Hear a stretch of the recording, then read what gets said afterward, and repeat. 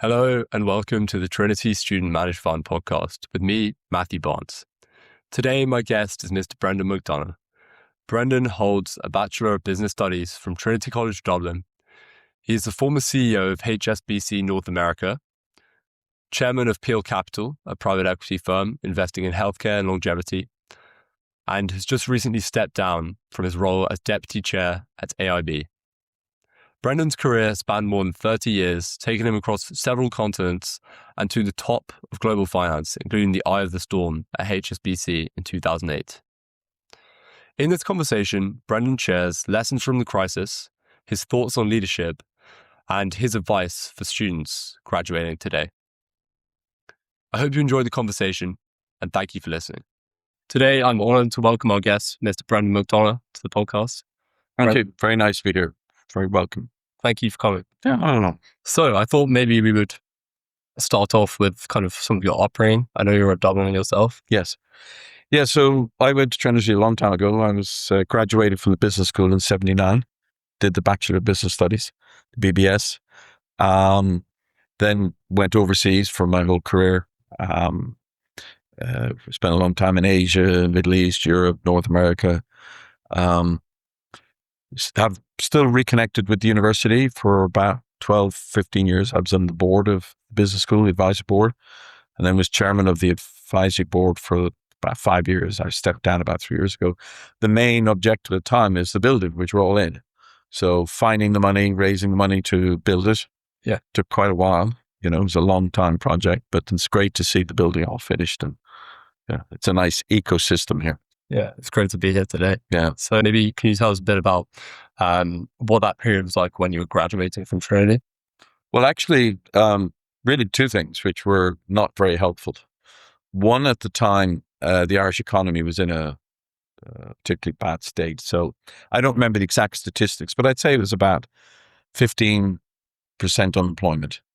So, of course, for graduates, it was higher. Second consideration, actually, I think I could think of three considerations. Second consideration was we didn't have an IFSC, International Financial Services Centre. There was just the high street banks. The accounting firms were relatively small. There was no management consulting firms here, but one or two were here. So it was a very narrow market. So a lot of us had to look to London or further afield if you wanted to get into banking or various things like that. And so the third problem at the time, people can research this, is we had a postal strike for 6 months. And this was the days before, now I'm really showing my age, the days before email, WhatsApps and whatever, and mobile phones.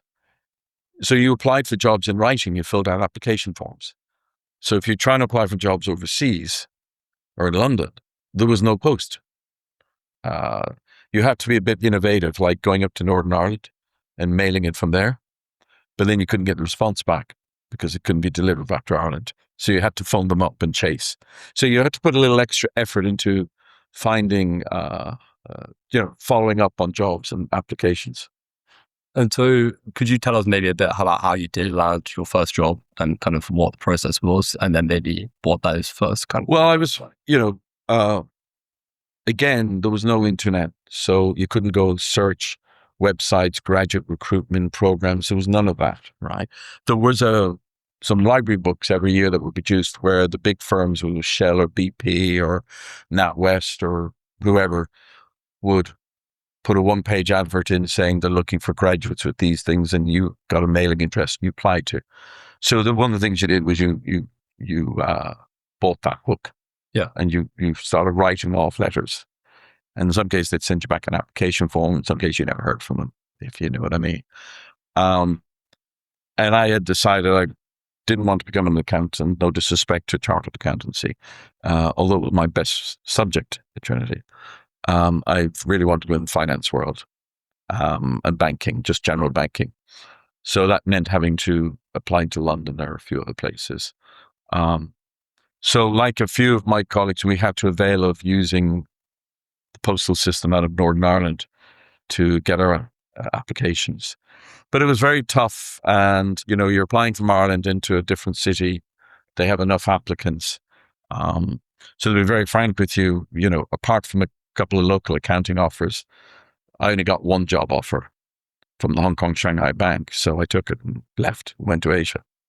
And so maybe could you talk a little bit about how that move from growing up in Dublin, being in Ireland, and then having this job that's all the way in Asia? What was that like? Yeah, I mean, it was, on a personal level, you don't have Zoom or WhatsApp. You would just write letters home. Phoning home was very expensive. So it was kind of certainly a degree of homesickness, if you want to call that. But there really wasn't the roles in Ireland that if you were, don't even use necessarily the word ambitious, but you had a global outlook. You really wanted to travel. You wanted to go thing. And so when an offer came along, you kind of took it, right? And you really didn't know kind of where it was going, in a sense. Today you've obviously got all the internship programs, and those days there was no corporate internship programs. So most of us just found summer jobs to help pay tuition fees or beer money or whatever, right? And so why I'd bring that up was that, today's world, you're encouraged to do a lot of internships through, first year, second year, third year. So that gives you exposure to potential recruitment, potential employers, right? And so you get a feel for, well, I've done an internship in consultancy, or I've done an internship in accounting or investment banking.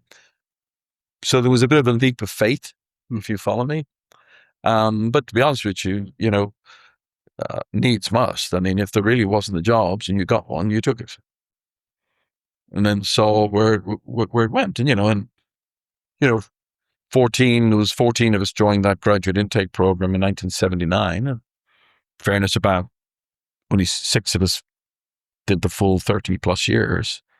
And a number of, changed their mind after 2 or 3 years, which, they took the job, but then realized they wanted to stay back in London, or they did want to become an accountant, or they did want to do something else. And that's fine, But it was, as I said before, it was quite a leap of faith.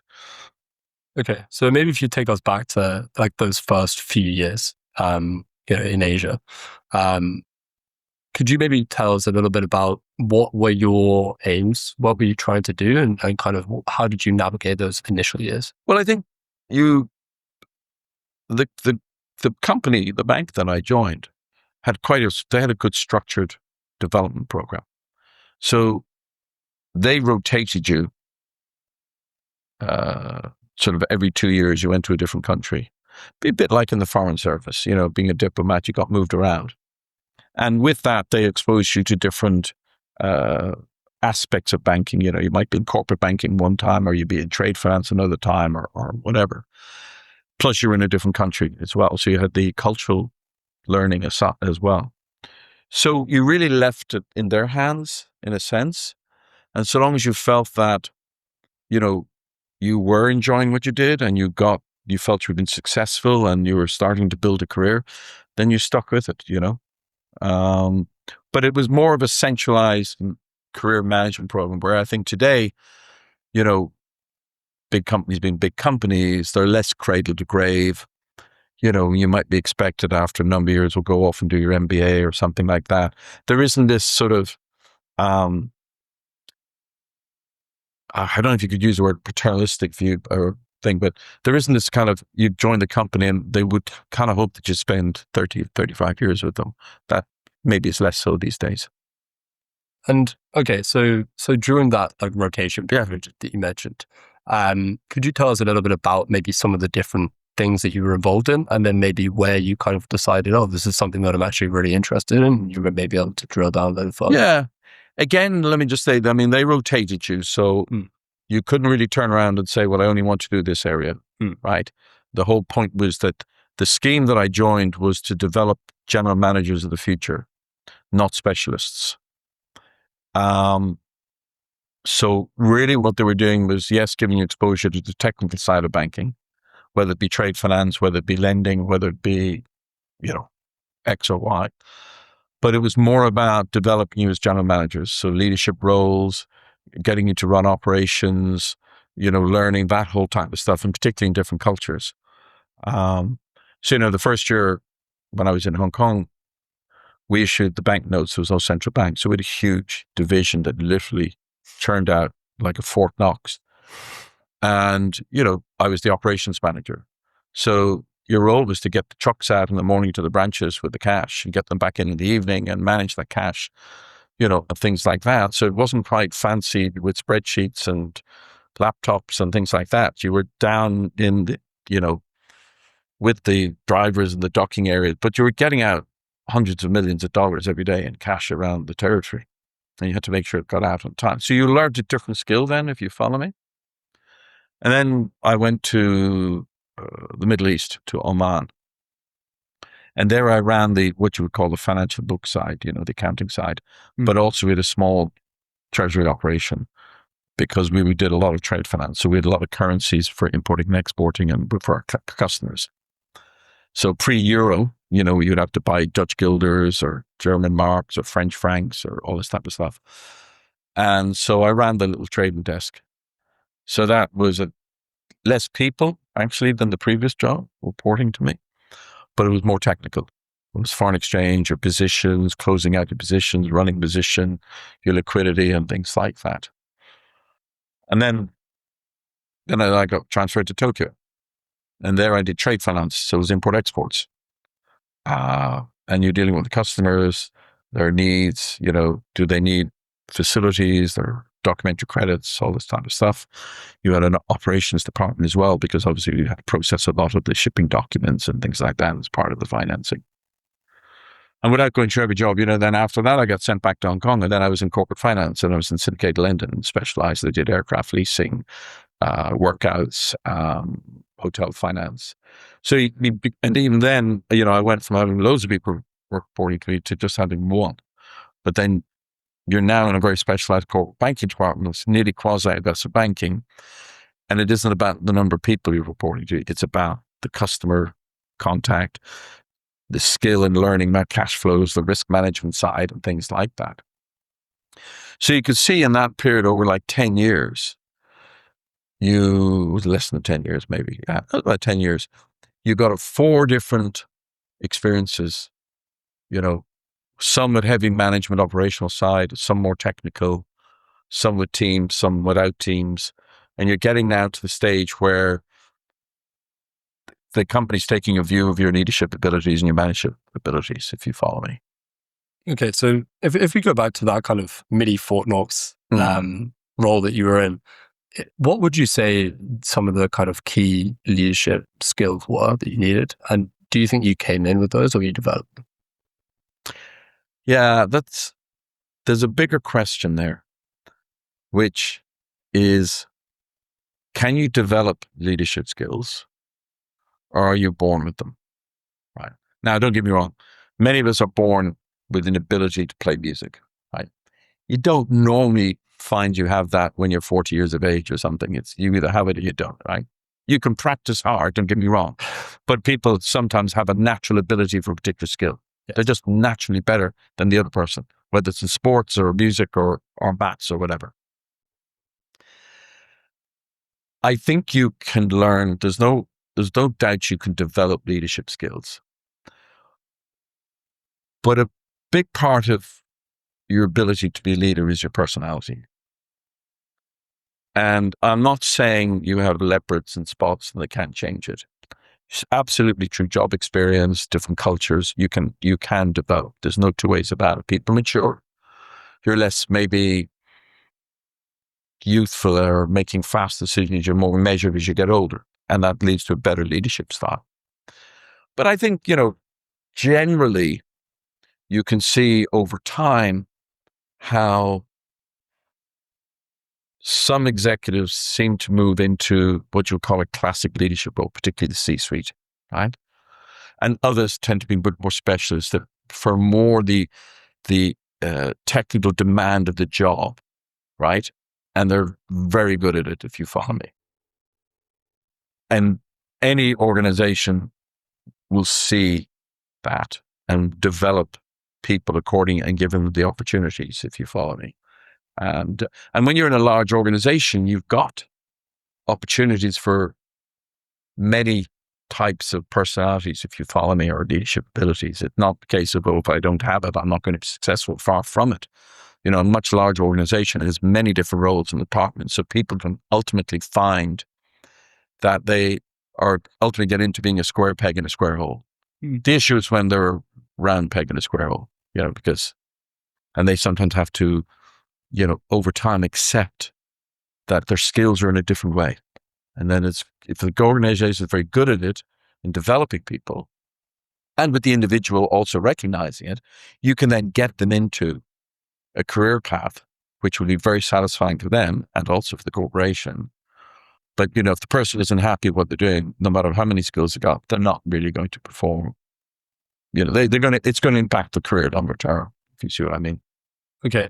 So touching on maybe some of those skills you mentioned coming in, or those kind of maybe preferences that some people may have. What was the kind of, who was Brendan McDonagh when you graduated Trinity, and what were kind of your natural predispositions? Well, as I've said to others, many know, I didn't graduate with a very high degree. I perhaps spent a little bit more time on the sporting club than I should have spent in the lecture hall and in the library. I think, you know, there's no doubt in 1979, just taking an airline ticket and going to Asia without the ability to pop back for weekends or, you know, hey, you know, like people go to New York, I'll just go back to Dublin for a friend's wedding for 2 days. That just didn't exist, right? So there was a huge leap of faith there, which meant there must have been something in your personality which gave you this appetite or desire to explore new things, new cultures, new countries. It was just something that said, hey. And that probably aligned with a early stage leadership skills, which said, look, in doing that, I want to learn more and I want to manage things over there. And so you were much more open-minded would be the best way. And risk taker too, because, you know, that's quite a risk to get on that plane and not know when you're going to come back, if you follow me. And by the way, people don't have to just do it in banking. You know, I've known friends of mine that I grew up with that moved to Australia. They made their own business of where they were, or they moved to the United States and things like that, or France. And they just went and just tried it. So I think it was certainly a curiosity that was higher than the average to do something different, to live somewhere different, and to just experience something different, if you follow me. Can you maybe tell us a little bit about some of those new experiences, or maybe how that openness to different cultures and places helped you in this career that's spans cultures? To have a cultural experience doesn't mean that you have to go somewhere where it is completely the opposite to what you brought up in. I spent my last 9 years with HSBC, I spent in North America. The American and Canadian cultures are very different from the European. We all may speak the same language, but working in fundamentally an American corporation, you know, the DNA is very different from an Irish corporation, British corporation. Okay, you've got a common language. So as distinct if you were sent out and you're working for Sumitomo in Tokyo or something like that, where you would really struggle because of the language as well. But I wouldn't our initial comment would be, or observation, I wouldn't say that to get a, I don't want to use the word extreme, but a significant cultural experience, you did not have to go to a country where the language is different or the people look different. It can be actually nearly on your doorstep. But there's no doubt there are certain countries which are different, for the want of a way of better putting it, if you know what I mean. And I spent 5 years in Japan, beautiful country, great experience, but it is different. They speak English to a point. It helps if you learn a certain amount of the language. But the cultural side and the way the office works, even though you're a foreign organization there, 90-95% of your employees are going to be local Japanese. So you cannot go in and impose an Anglo-Saxon or Celtic culture and leadership style on it. You have to be absolutely aware of what theirs is. Doesn't mean you necessarily always agree with it, but you have to factor that into decision making. And that could be the way in which they look at hierarchies. It could be the way in which they make decisions, or they don't make decisions, as the case may be. So certainly one of the more, I'm going to use the word foreign places to be, certainly would have been Japan. But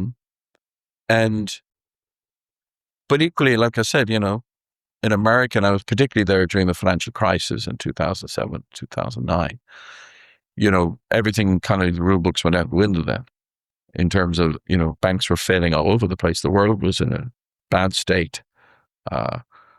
Household names such as Wachovia, Washington Mutual, Bear Stearns, Lehman Brothers, they disappeared within 18 months.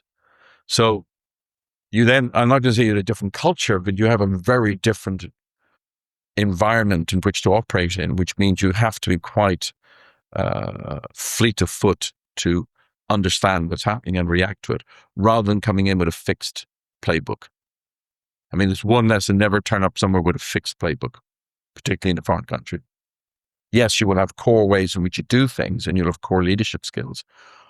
But one takeaway, hopefully, today will be: you really need to be flexible. Doesn't mean you have to compromise completely, but you have to understand what the differences are. Be flexible in your approach. Obviously, you still need to deliver what you've been tasked to deliver, but you have a couple of more dimensions on it that is kind of a multi-dimensional challenge than, say, in your own culture, in your own language, in your own town, if you see what I mean. Yeah. So, I mean, you mentioned like there's still a task you have to deliver. So there's still kind of one universal truth. Did you find there was maybe any other universal truths that you found to leadership? Certain things that no matter where you went, this would always serve you very well. Yeah. Look, and like I said, hands up, as you get older, you probably get a better listener and you understand things better. So we're all guilty in the youthful periods of our early careers of perhaps being, making mistakes or not listening well. I think you have to listen to people. Doesn't mean you have to agree with them, but you have to listen. So they have to feel that you are at least listening to them and respecting their opinion. Clearly, at the end of the day, if you're the chief executive, you have to turn around and say, look, I've heard all of you, but here's my decision. And people will take that better if they feel they've at least been given a hearing, rather than we're doing this my way or the highway, if you follow me.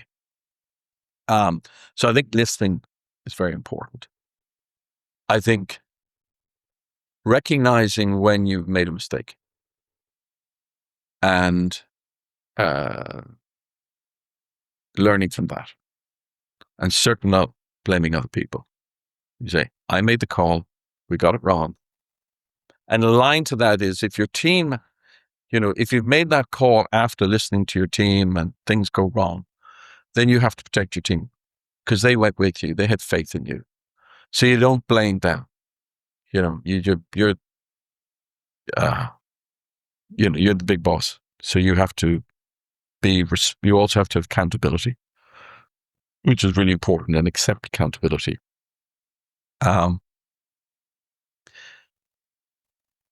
They sometimes say, when you're in the C-suite or chief executive, it's a lonely role, and it is at times. Because even though you can listen to people and whatever, at the end of the day, you're making the final decisions. And for some people, doesn't sit easy, and they get stressed about it, things like that. But going back to your question, I would say, you listen to people, you be very honest with them. If things are not going well in the organization or whatever, there's issues, tell them. Don't sugarcoat it. Let them understand what's at stake here, what's at risk, what we need to do. Particularly in some cases, it even means that the answer is downsizing. I read a little bit about kind of your tenure at HSBC.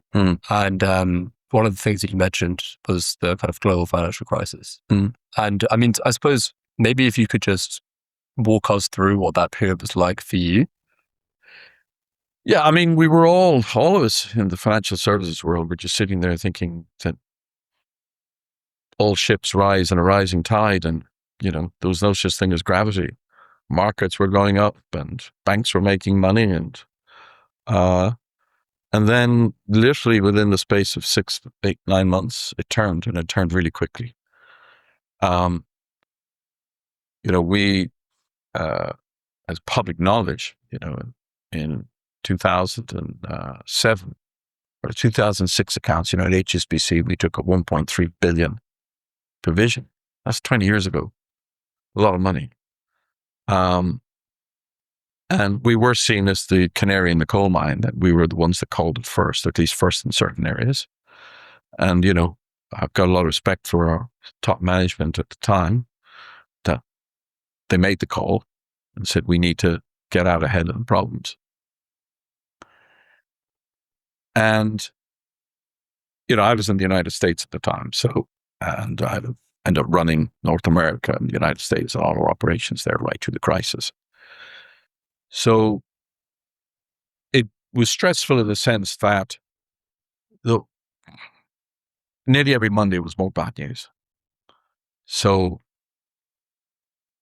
you felt as if where could this end? Well, it wasn't a 6-month problem. It took 2 to 3 years, right? And in that period, you had significant dislocation in the markets around the world. You had pension funds losing money. You had banks going into trouble in England and Ireland as well. The Irish government had to bail out the Irish banking system. I mean, everywhere. It was unprecedented. It wasn't just a stock market correction for 3 days or 4 days like the 1988 one. And, people's livelihoods were impacted. A lot of huge amount of redundancies in the financial services world. Huge, massive. So it was stressful. You had to surround yourself with really good management. Shared everything, very open, very transparent. And in some cases, you couldn't make long-term strategic decisions because you didn't know what was going to happen the next month. 1 minute you're at Bear Stearns are there, the next minute they're gone. Lehman's collapsed and so on and so forth.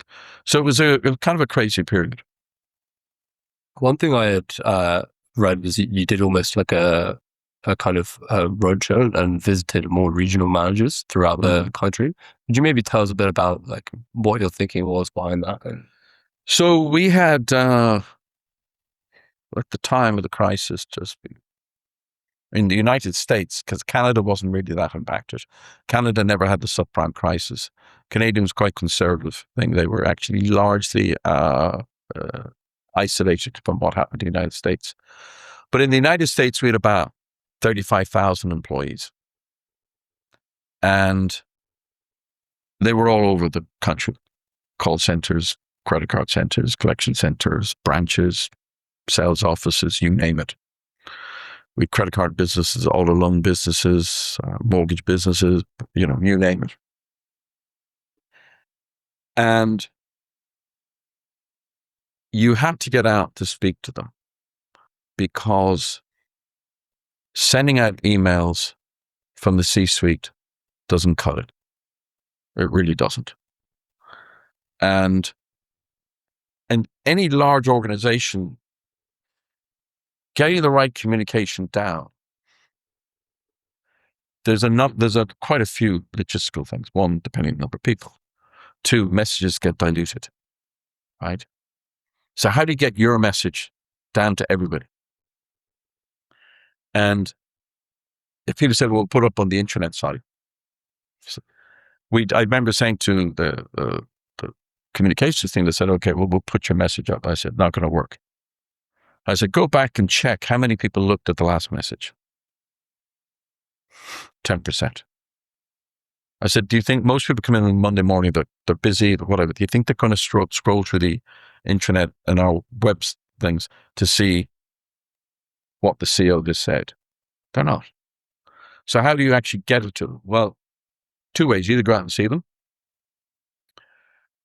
or one approach was very interesting in the end, because it was nearly proving the communications department wrong, no disrespect to them. They said, well, we'll send out an email. And I said, yeah, but it's got to come from my email box. So it pops up from Brendan. Not even the office of the CEO, from me. So we did it. 35,000 emails went out. And we got back emails from people saying there must be some mistake because we had some other brands. And they said, I don't work for HSBC, or I don't work for this. And we had to go back and say, well, actually you do. And I think some of you says, is this a joke? You know, is it really CEO? So we're able to prove that some lines of communication, channels of communication, were less effective. To me, the most effective was to get out there. So for about a 3-week, 4-week period, we just flew all over America. And we did town halls. Basically stood on a soapbox or whatever. And no disrespect to my then strategy department, they beavered away and came up with a great presentation, which was about 20 slides long. And they gave it to me and said, this is what we presented today. I said, I'm not. I said, you're going to a call center collection center. You're talking to ground floor employees, and you put up a 20-page strategy document. So we agreed on 1 page because that's all people wanted to hear. They want to know, was my job safe? Where was the company going? Things like that. So we all learned, don't get me wrong, none of us had all the answers, far from it.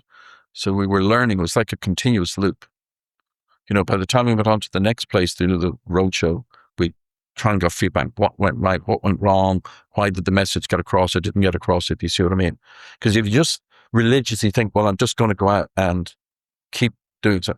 No, you've got to remember that, you know, and frankly, messages to East Coast doesn't necessarily go to the West Coast people or people in the middle. You know, again, go back to cultural differences and things like that. So it was this continuous loop.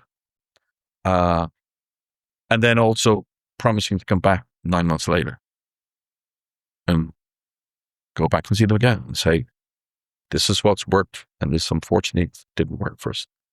And again, it goes back to this. I think if you're honest with people, they're okay with that. So, okay, they may not like the story, but yeah. Is there anything maybe that really like stands out in your memory of these town halls or anything you learned from doing them? Anything maybe surprised? Well, sometimes you make the odd joke to liven it up and the joke doesn't go down well. So that did happen once. I think I made a comment about Oklahoma or something, and then somebody put their hand up and said, I'm from Oklahoma. I said, okay, sorry about that one. You know, I suppose a bit like saying something in Ireland, making a joke about Leitrim, and then somebody stands up, well, I'm actually from Leitrim. So there was a bit of backpedaling on that one, a bit of apologies. Yeah, I don't think it was anything earth-shattering. I think, actually, no, I tell you what came out of it, which was, and by the way, I wasn't the only one doing this. I made, you know, all my C-suite had to get out and speak to their troops and things like that. Globally, the organization very good in measuring employee engagement. And you would expect the engagement scores to plummet. They didn't. And I put that down a lot to the communication and transparency.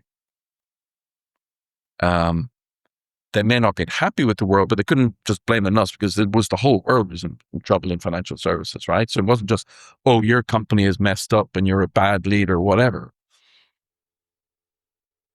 So I think we fared better than a lot of other organizations because of the ability to be transparent and communicate and be honest with people, even though we were closing divisions every month or branches and offices and shrinking. And I know you had to do some kind of congressional remarks during this period. Yeah, a number of us had to testify in front of a Senate hearing on mortgages. America loves that grandstanding, but they have it now, the Oireachtas committees, you have the committees in Parliament.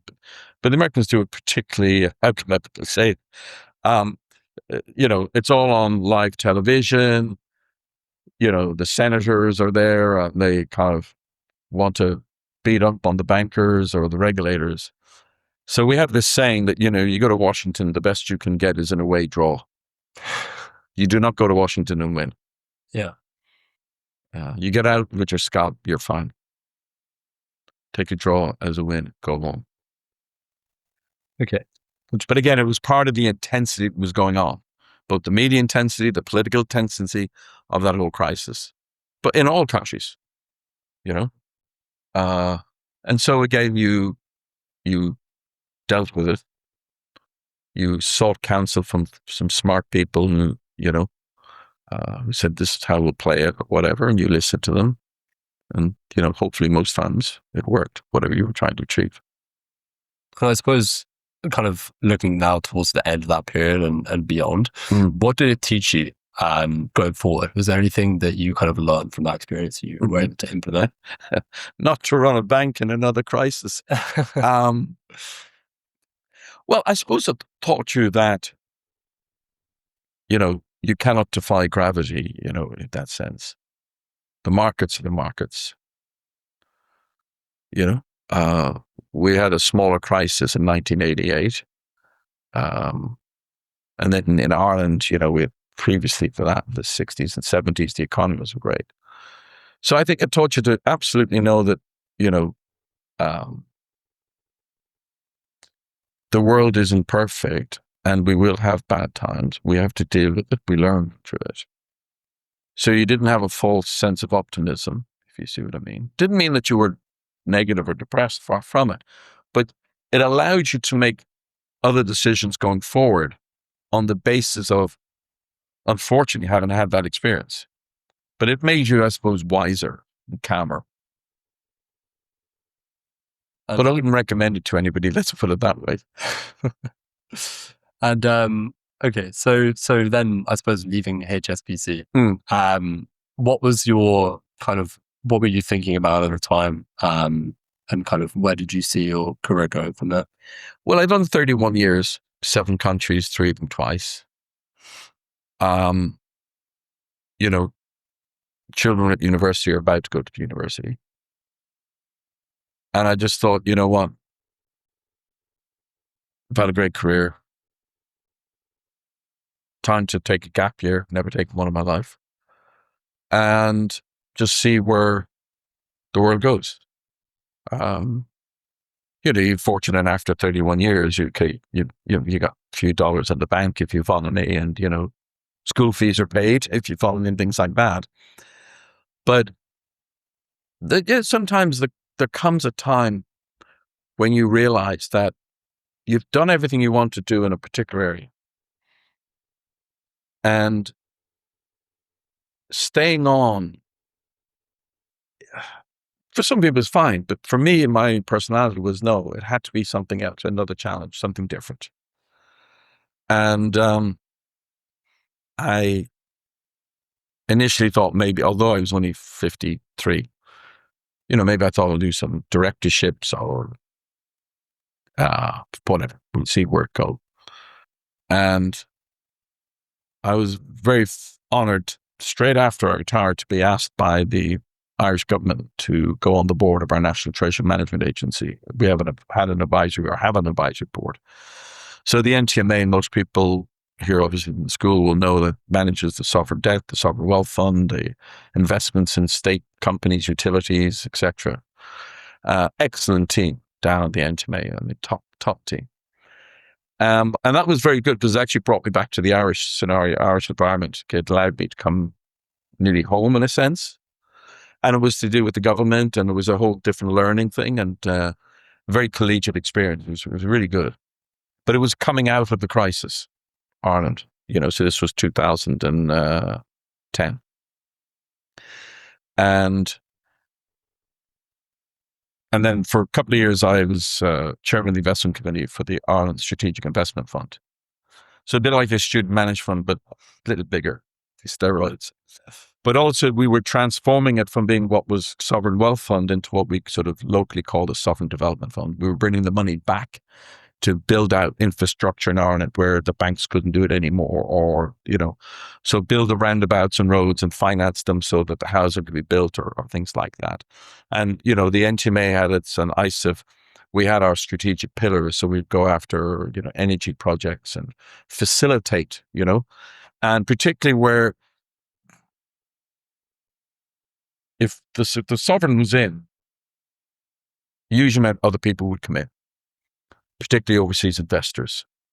And so that was a fascinating period, if you follow me. And I thought, well, that's very good, with this nice directorship, and maybe I'll do something else similar. But, the phone call comes, from somebody, and the next thing I knew, I was executive chairman of a bank in Bermuda that had got itself into trouble during the crisis, and could you fix that one? Which we did. It's now listed, it's strong, it's excellent. But again, that was another learning curve for me, because that was my first time being chairman. So I learned about board dynamics, appointing directors, committees. I had served on boards, but never as the chairman, if you see what I mean. And so again, it's another phase of your career where you learn something. So you're continually learning, right? In a different way, because it wasn't about managing tens of thousands of people. This was a very different structure. The bank had only had 1,200 employees, but it was a different set of challenges. So, you just, sometimes, the phone goes off and somebody says, would you think about this? And then it was the same with Allied Irish Bank. I was a known entity, I suppose, to the Irish government now with my NTMA role. They owned 99% of the bank at that time. And then I was encouraged to move to the board of AIB. And particularly my banking experience, and I don't mean this in any way egotistically, but be chair of the risk committee, given what it all had happened. And that I just retired 2 months ago. So that was the 9 years, And we have a good governance rule, like in, UK governance code, the Irish government code, that largely for publicly quoted companies, 9 years is about how long you should do on the board. And you need to refresh the board, bring in new skills, new people, new insights, if you follow me. Could you maybe tell us, maybe those students who will be kind of sitting in boardrooms someday, maybe a bit more about kind of how you've done that, how you deal with, and kind of. So it's a very different dynamic to being in the C-suite. Because C-suite, ultimately, you have authority. It comes, it stops at you.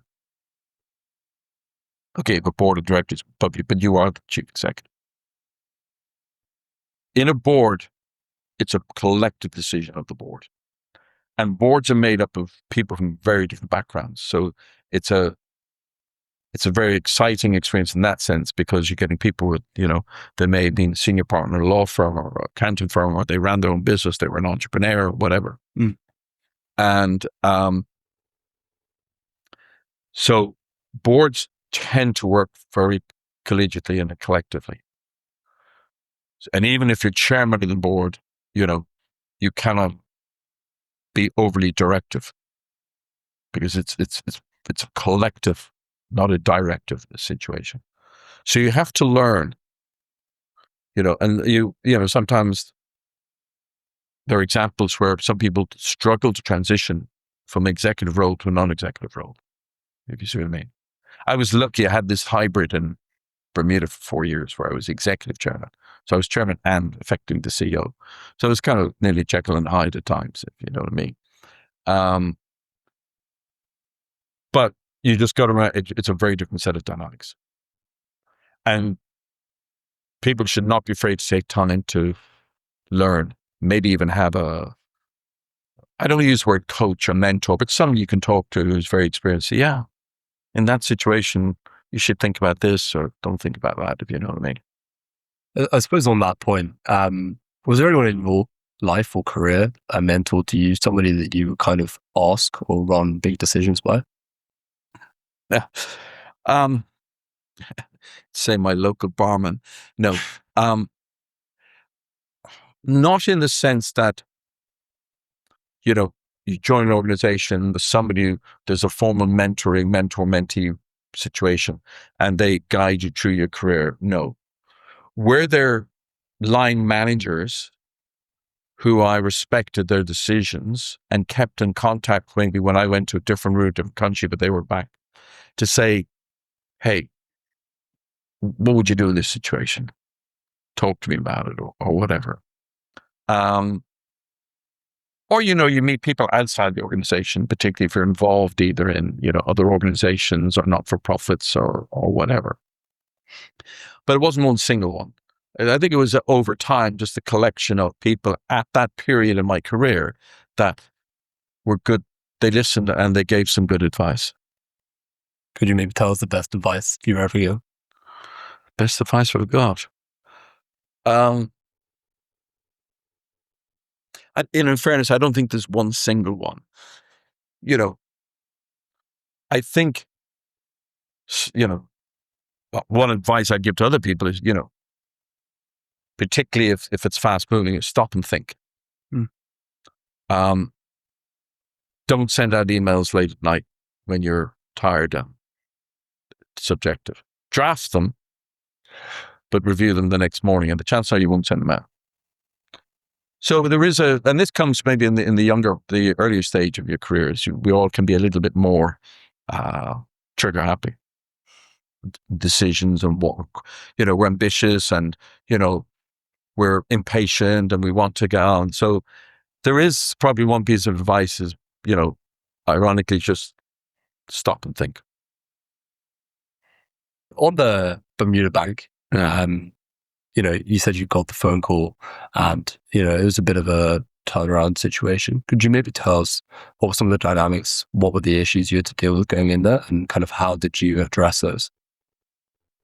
We had the bank before my time had been, bailed out by private equity, owed money to the government, was loss making. Classic scenarios. How do you get the company back to making profits? And I don't mean profits like just, obscene, I mean just good profits that you can reinvest. Had stopped paying dividends. Original investors had lost a lot of money, retail investors, no different than bank shares in Ireland and England and America. So you just said that this is not going to be solved overnight. You go through, you do everything, you assess your management teams, you assess your product lines, what things you can be patient on to fix, if you follow me, because as I said, Rome wasn't built in a day. And you just put together the strategy that could be taking 2 to 3 years. Some will do a lot quicker than other things. And you just start executing it. But you should also remember that sometimes when you develop a strategy or devise a strategy, it's fine today. 4 or 5 months into it, you realize, hang on a second, there's some things we didn't know we now have to deal with. The mistake can be sticking to the original strategy. You have to own up and say, hang on a second, we might need to change this one. So to some extent, you've got to be flexible. But at the same time, you do need a roadmap, because that's what you communicate to everybody, particularly your immediate leadership team. They need to know where they're going, right? And, you just get on with it. Seriously, I mean, as I said, things don't happen that quickly. It's not like a trading organization where, yes, last month you dropped $1 billion, so this month you'll trade better and you hope you can make $1 billion. It's not. Retail commercial banks are oil tankers. They don't move that quickly. Maybe you had any particular kind of dispositions or like biases towards a certain course of action throughout your career, and you had to kind of check yourself sometimes, as you say, revert and reassess. Yeah, I mean, look, none of us get it right all the time. Anybody claims they do, I wouldn't listen to them. You said you every so often you stop and think. You look back, say, did this work? You surround yourself with good people. In fact, if you can pull it off, you surround yourself with people who are better than you. You may manage them very well, but if you can surround yourself with really smart people. By smart, I don't mean intellectual. I mean just smart. They know what they're doing. They're good decision makers. They analyze things properly, and they're good proposals, right? And you listen to them, like I said before, and you just make then good calls. And if one turns out to be a bad call, don't be afraid to stop it immediately. If it means going back into your boardroom to your directors and saying, we've just stopped this program. Why? Because we made a mistake. It's fine. Board directors are all adults. They've all gone through it themselves. If you continue on with a bad strategy, that is not normally a happy ending. what you do now. Now having kind of left AIB, and could you tell us a bit about, first of all, maybe your involvement in Trinity Business School and some of the kind of philanthropic things you're involved in? Yeah. So, the Trinity Business School came up back in 2009 or 10 when they started. There was an advisory board, but it was being revamped really to run, or not run's the wrong way to put it, but to advise and drive the project to get this building. And the college very kindly said, look, we can provide the land, but cannot provide the money. So we set ourselves a goal of raising, I think it was about 20 million euros. And I believe it's the first time, that a building that's self-funded. Now, in recent years, of course, there's been some significant donations to the college, which is absolutely great. One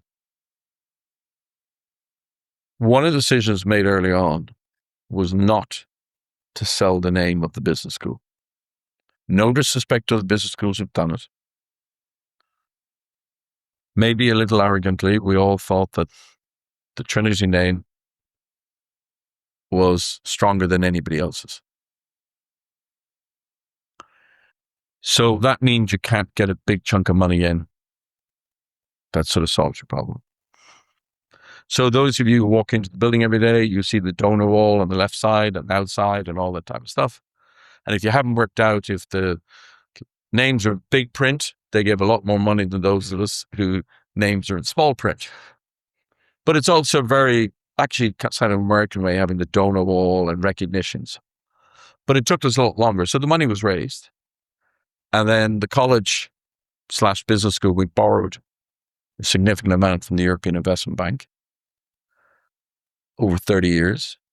And I've said it along, I said, it's kind of ironic. I said that the business school is now run as a business, building out courses, the entrepreneurial side, whatever, executive education, you name it. And I have not been involved financially in it for the last few years, but I mean, when I was there, effectively, we would declare a dividend every year to the college, pay your way. And that's necessary because, the state funding has reduced to the third level education side. If we are to maintain our position in the world, then I know rankings aren't everything, but I think I saw today we're 75th in the world. But we were slipping back before, and anyway. And the business school itself is I think the only school within the college that has its own rankings, and the master's programs get ranked across Europe.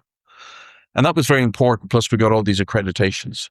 We'll call the triple belt or whatever, the three of them, which in financial terms, are a bit like Standard & Poor's, Fitch, giving you AAA rating. There's an academic version of that. And why is that important? Because one, you attract better faculty. People want to work in a successful university or successful business school, and then students want to study there.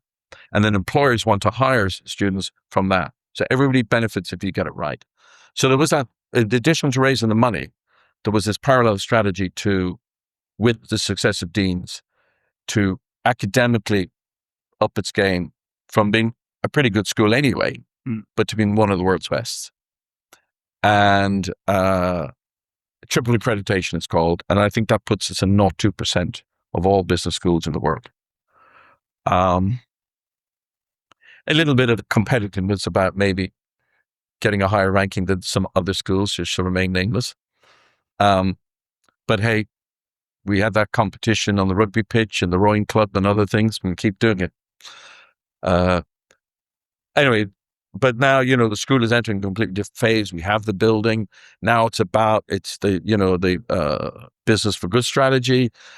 It's the connectivity with all the major employers. It's also the entrepreneurial school side. I think it's a tangent. Is that what it's called? It used to be, I forget, maybe it's a different name now. It wasn't just about coming in and going to lectures now. It's about a whole bunch of things, research, intellectual property, startups, building out executive education. So this is the new phase of the business school. But again, the time comes when it's time to have a fresh board and a fresh chair. That's like, but it didn't last very long. because the college asked me. I'm now chair of the audit committee for the university. And we all do this stuff for alma mater. It's fine. I suppose, I know you mentioned a little bit about your time at Trinity, but if you could maybe look back and tell us a bit about your time here and maybe some advice for students studying here, regardless of whether or not they're interested in business or finance. Well, in fairness, these days, there's a lot of pressure to get the highest marks. Employers won't look at you unless you got a 2, 1, or a 1. My time, a 2-2 was fine. And that's what actually most of us got.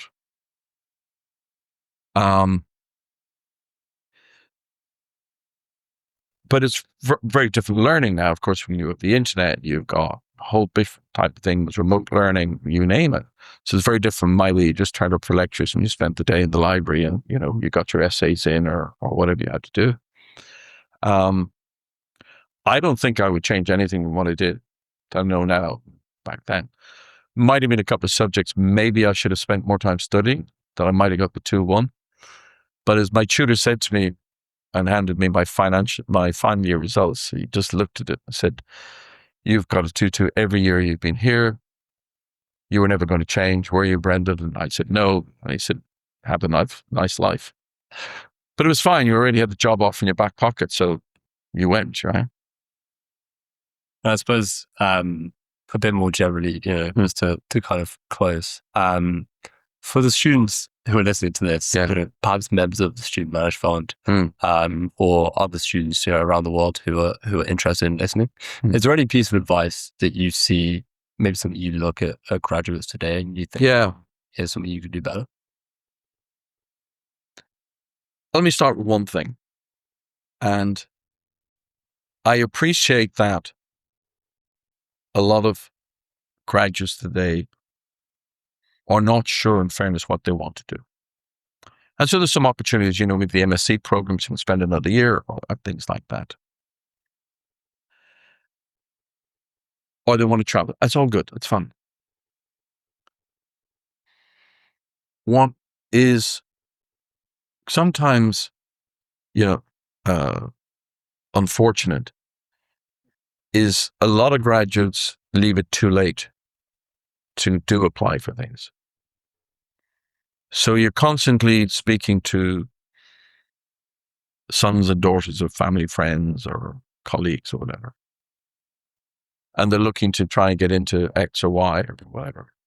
But you're having the conversation in April or May, when the application should have been in November, December. And when you quiz them, they have all good reasons, and that's fine. But if you're really focused on wanting to get into X or Y, you really got to be focused on getting into X or Y, right? And because there's thousands out there and want to do the same thing. So I would encourage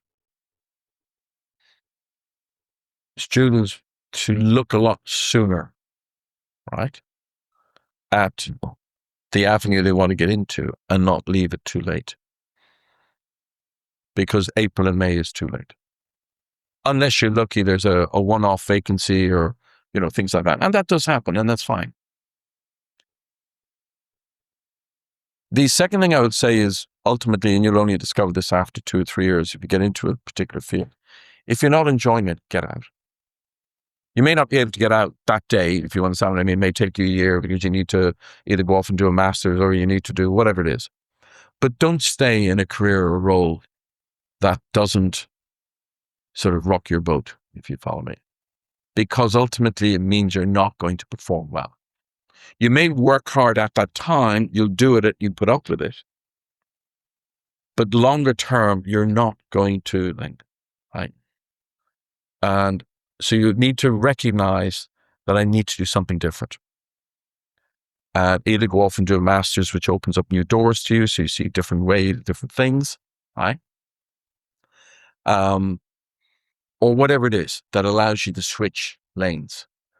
But I would encourage people, if you have the luxury of it, when you realize that you're really not in, you're the square peg in the round hole, then find the square hole to get the square peg into.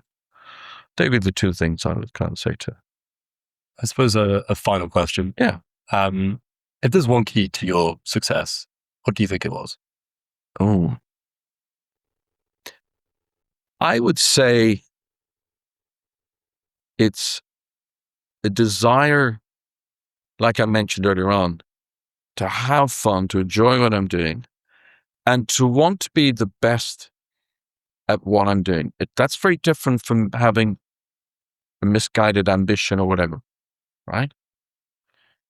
You can open up a coffee shop in Dublin and it can be the best coffee shop. Okay? That could probably be more fulfilling than spending 20 years in a particular firm trying to work your way up to manager, director level or whatever the hierarchy is and not being happy. So being the best that you can be shouldn't necessarily be seen in a hierarchical type context, if you see what I mean.